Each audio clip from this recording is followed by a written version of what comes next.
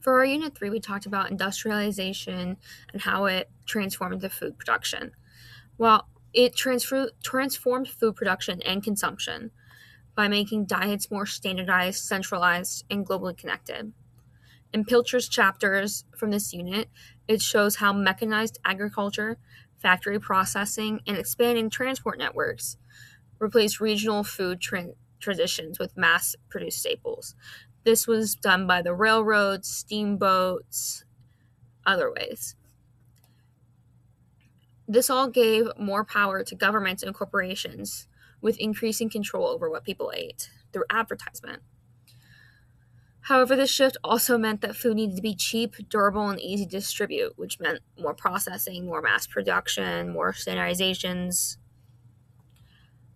which then gave rise to, processed grains, canned goods, and refined sugars, which we still see today.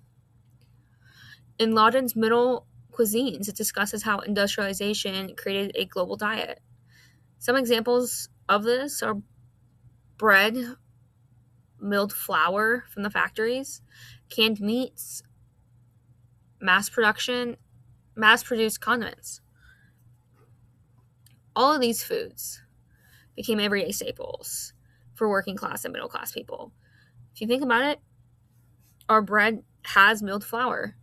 We use milled flour in pasta, baked goods, frying foods.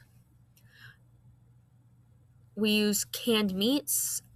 Personally, I don't, but I do use canned chicken to top off my dog's food to entice him to eat.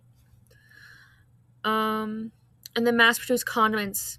Who doesn't have a fridge full of condiments?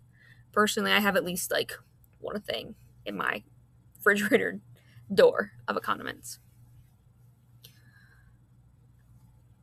All of these, for the industrialization, not just change the foods that were available, but the cultural expectations that we have, all surrounding convenience, speed, and uniformity, which then in turn made industrial foods symbols of progress and modern times.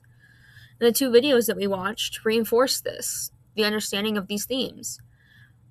They do this by showing how industrial food systems shaped even extreme environments like the World War I trenches.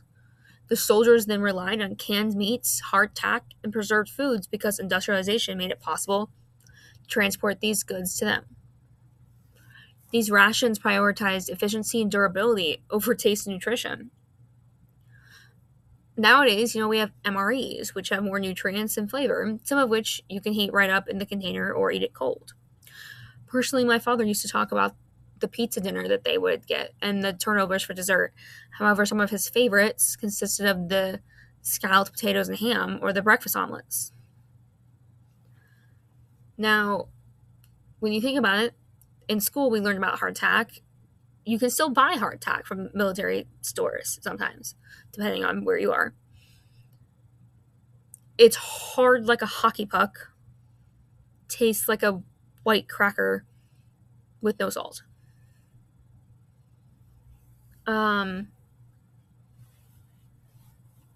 Throughout all of our sources, though, the two films, the reading, and the two chapters, all of them demonstrate how the industrialization fundamentally altered global food systems by standardizing diets, expanding mass production, and tying everyday eating behaviors into being fueled by industrial supply chains.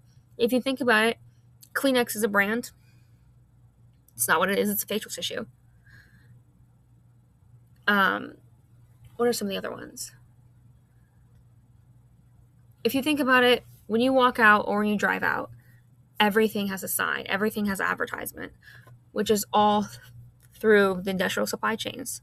Everything you get in the grocery store is through supply chains, mainly through refrigerated semis and stuff like that now, but sometimes still through boats. If we talk about convenience, fast food.